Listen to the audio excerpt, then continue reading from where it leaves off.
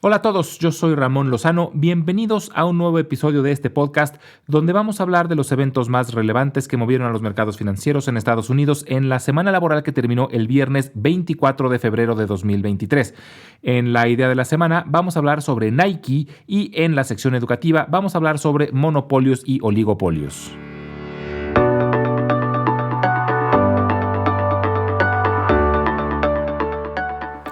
Fue una semana en general muy negativa para la bolsa y la tercera de forma consecutiva con pérdidas. Los tres principales índices terminaron con números rojos. El Dow Jones bajó el 3%, el Standard & Poor's 500 el 2.7% y el Nasdaq perdió el 3.3%. El Dow ya está negativo este año, ya perdió lo que había ganado en enero, aunque los otros dos índices aún están positivos en 2023. Y el foco se volvió a centrar en la inflación. El índice más monitoreado por la Fed, que es el de gastos de consumo personal, confirmó que la inflación se aceleró en enero cuando la mayoría de los analistas esperaban que disminuyera. Esto generó especulación sobre más incrementos en las tasas de interés, lo que en parte provocó que los rendimientos de los bonos del Tesoro subieran aún más. Los bonos a 10 años ya tienen un rendimiento muy cercano al 4% y el de 2 años llegó a 4.8%. A esto se sumaron algunos reportes que causaron preocupación, principalmente los de Walmart y Home Depot, que, aunque los resultados del trimestre pasado no fueron malos, ambas empresas mostraron mucha cautela y hasta preocupación sobre sus pronósticos para este año. Y sobre todo Walmart es visto como un referente no solo en su industria, sino sobre la salud de las finanzas de los consumidores en general. Varias empresas mineras de materias primas y petroleras reportaron números mixtos debido a la caída en los precios de muchos de sus productos. Además de la caída en el precio del petróleo, también han caído fuertemente otros materiales como el cobre, el hierro y otros metales. Sin embargo, hay mucho optimismo acerca de la reapertura de China, que se espera que genere mucha demanda de este tipo de materias primas. Pero también tuvimos reportes muy positivos. Palo Alto Networks, la empresa de ciberseguridad, reportó un incremento en sus ingresos de más del 80%, que es muy buena noticia para la industria, pero no deja de ser preocupante que los ataques cibernéticos sigan al alza, que desgraciadamente creo que es algo que no tiene vuelta atrás. Cada vez los ataques serán más sofisticados, por lo que las empresas de ciberseguridad tendrán cada vez más relevancia. Otro reporte muy positivo fue el de Nvidia, la empresa de desarrollo de chips de alto desempeño. Mencionó que los chips para gráficas usados en videojuegos y otras aplicaciones están regresando a tener demanda fuerte, pero sobre todo los chips usados para inteligencia artificial, donde Nvidia es el líder indiscutible. Stellantis reportó ventas récord impulsadas por sus autos eléctricos que crecieron más del 40% año con año. Stellantis es la empresa madre de varias marcas automotrices, entre las que se encuentran Chrysler, Fiat, Peugeot, Alfa Romeo, Jeep y Dodge, entre otras. Esta semana, el tema de la inflación pasará a segundo término y esperemos que esto le dé un respiro a los mercados, además de que termina febrero, que en general ha sido muy malo después de un enero muy bueno. Durante la semana tendremos información sobre la balanza comercial, además de información sobre el mercado de la vivienda y una actualización del índice del desempleo. Y entre los reportes trimestrales que vale la pena monitorear esta semana, se encuentra Occidental Petroleum, que es una de las adquisiciones más recientes de Warren Buffett. También en la industria de venta al menudeo reportarán Costco, Target y Kroger, y en la industria tecnológica reportarán Hewlett Packard, Dell, Salesforce, Snowflake y Broadcom. En la idea de la semana vamos a hablar sobre Nike, que en español muchas veces se le dice Nike. Su símbolo es NKE. Nike es una empresa norteamericana basada en la ciudad de Beaverton, Oregon, cerca de Portland, que se dedica al diseño, fabricación y venta de ropa y calzado deportivo principalmente, aunque también participa en el mercado de accesorios y servicios relacionados al deporte. Fue fundada en 1964 por Philip Knight y por Bill Bowerman, quien fue su entrenador de atletismo en la Universidad de Oregon.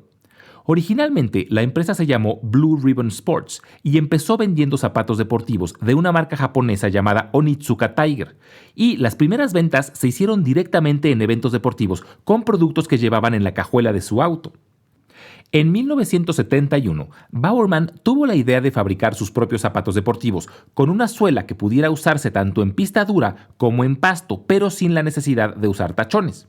Y es famosa la anécdota que desayunando en su casa se le ocurrió la idea de poner hule en un molde para waffles, creando un patrón cuadriculado que usó como prototipo de suela para sus primeros zapatos deportivos. Ese mismo año lanzaron su primer modelo de calzado con diseño propio y terminaron la relación con Onitsuka Tiger.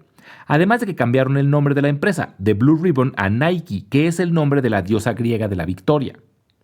Para 1980, Nike ya tenía el 50% del mercado norteamericano y ese mismo año salió a bolsa. Y poco después empezó con la estrategia de fabricar en el extranjero para bajar los costos. Fue de las primeras empresas en trasladar la mayor parte de su manufactura a China. Pero a nivel internacional, Nike seguía siendo muy pequeña comparada con Adidas, por lo que decidieron invertir fuertemente en marketing y en patrocinios. Uno de los patrocinios que mayor impacto creó para la marca fue el de Michael Jordan, quien estuvo cerca de firmar con Adidas, pero Nike, además de ofrecerle un mejor contrato, le ofreció participar en el diseño de sus propios zapatos deportivos y eventualmente recibir regalías por las ventas y hacerlo socio de la empresa. Jordan terminó teniendo oficina dentro del corporativo de Nike. Nike también aprovechó la relación con Jordan para hacer publicidad no convencional. Por ejemplo, en ese entonces, la NBA tenía como regla que los tenis o zapatos deportivos de los jugadores forzosamente debían ser blancos, pero con el patrocinio de Nike, Jordan los empezó a usar negros con rojo. Esto le generaba una multa con la NBA de $5,000 por juego, multa que Nike pagaba con gusto, ya que esto causaba un gran revuelo en los medios de comunicación, se volvía noticia y era una estrategia planeada de marketing que cobraba relevancia nacional y le salía mucho más barato pagar las multas que lanzar comerciales en todo el país. Su estrategia global de marketing dio resultado y a mediados de los 80s, Nike se convirtió en la marca de ropa deportiva más grande del mundo, título que aún mantiene. De hecho, actualmente las ventas globales de Nike son más del doble que las de su competidor más cercano, que sigue siendo Adidas. Y su marca es una de las más reconocidas a nivel mundial, junto con su eslogan Just Do It. Y a pesar de su tamaño, Nike sigue teniendo un gran potencial de crecimiento. Primero porque están apostando fuertemente a la venta de forma directa a través de sus tiendas y de su canal online, para evitar pasar por intermediarios. Pero su principal motor de crecimiento es a nivel internacional y principalmente en China. La empresa ha sufrido mucho en este país debido a las fuertes restricciones por COVID que ha impuesto el gobierno chino, pero que este año está relajando y se espera que pronto la economía regrese a estar abierta al 100%, lo que beneficiaría mucho a empresas con operaciones grandes en ese país como Nike.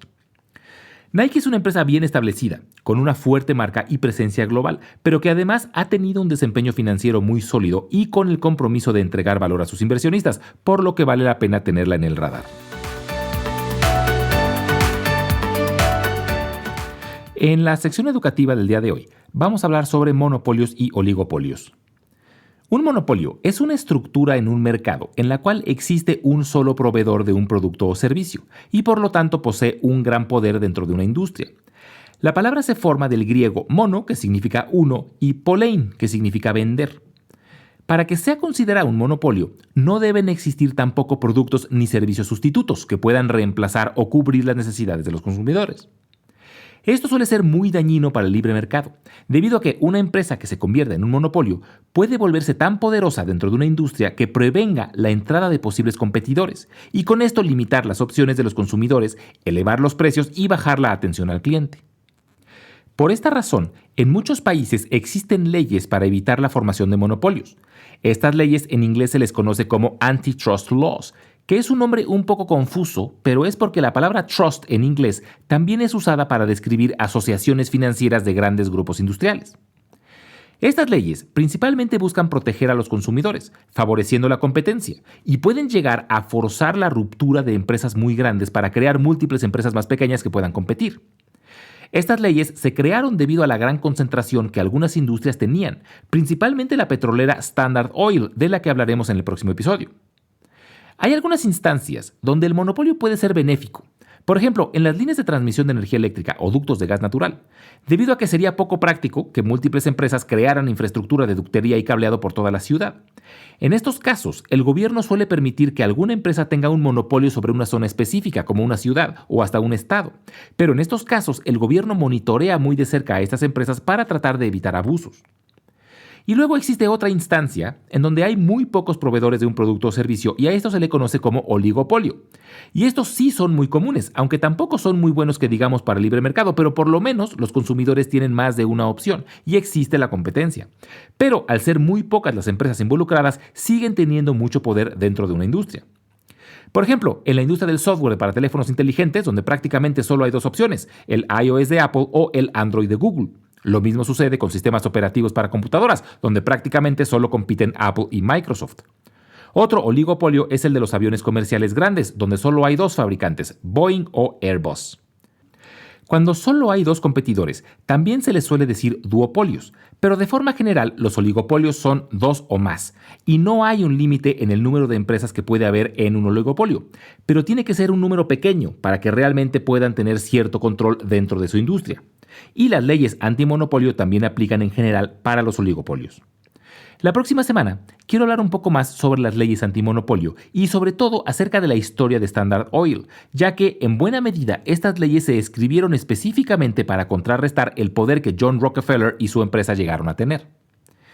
Como siempre les recuerdo que las transcripciones de todos los episodios las estaremos subiendo al blog invertirenlabolsa.substack.com, al que pueden también acceder directo desde la página www.ramonlog.com, y si lo prefieren estaremos subiendo los audiogramas a YouTube, donde los pueden encontrar como Invertir en la Bolsa Podcast.